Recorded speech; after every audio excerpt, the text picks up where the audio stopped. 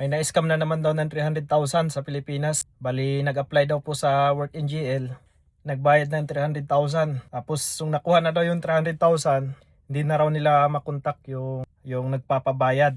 Tapos, ang sinisi, yung isang kapwa vlogger ko rito na si Pinoy in Greenland. Dahil siya raw daw yung nagbibigay ng mga mali-maling impormasyon.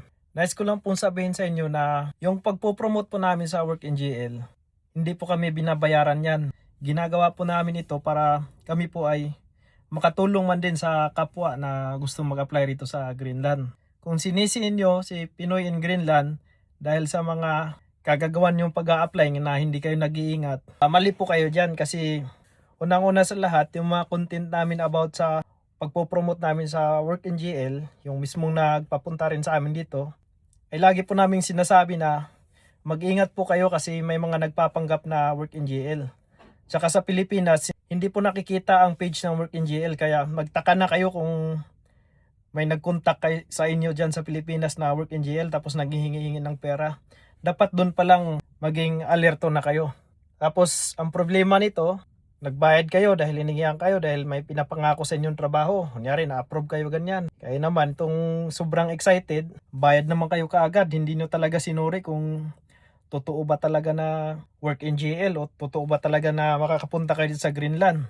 Unang-una sa lahat mga kabayan, nakarating kami dito sa Greenland. Nakarating ako sa Greenland. Wala man po akong binayad na 300,000 para lang makarating dito.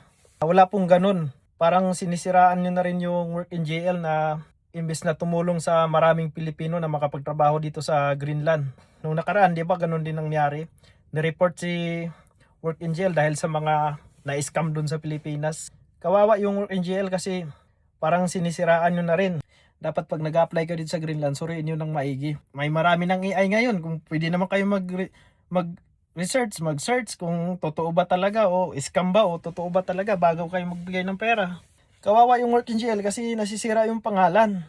Imbes na makakatulong pa sa mga maraming Pilipino na gusto mag-apply dito sa Greenland, lalong-lalo sa Pilipinas, paano ngayon yan?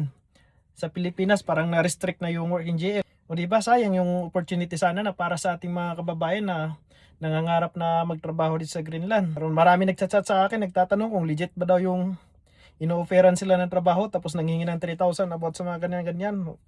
Parang ano ba yung 3,000 na yun? Scam po yun mga kabayan. Doon pa lang sa manghihingi na sila ng pera, alam nyo na scam yun. Yan si Work NGL, katulad ng sa akin dati, kinuntak lang nila ako nung nasilik na yung resume ko. Yung ready na yung mga kontrata ko, ganyan.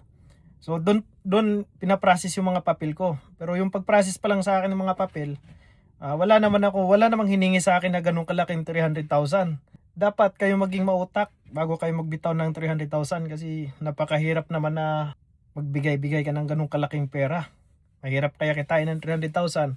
So ngayon kung iniisip nyo naman na kasabwat namin yung kasabwat ng mga vlogger dito yung mga nangi-scam, nais ko lang po sabihin sa inyo kung 300,000 man lang po ang yung paghati-hatian namin, wag na lang. Kung 300,000 man lang ilan kung paghati-hatian namin yon, kayang-kaya po namin kitain yun, hindi sa pagmamayabang po mga kabayan. Kaya mag-ingat po kayo lagi sa mga hakbang nyo. Kasi katulad niyan, nasisira natin yung pangalan ni Work NGL na imbes na makatulong pa sa maraming kababayan sa Pilipinas o saan mang sulok ng mundo. Kaya marami na sanang natulungan, mas marami pa sanang matulungan. Kaya lang nasira na yung pangalan, hindi na mapagkatiwalaan dahil sa pinagagawa nyo.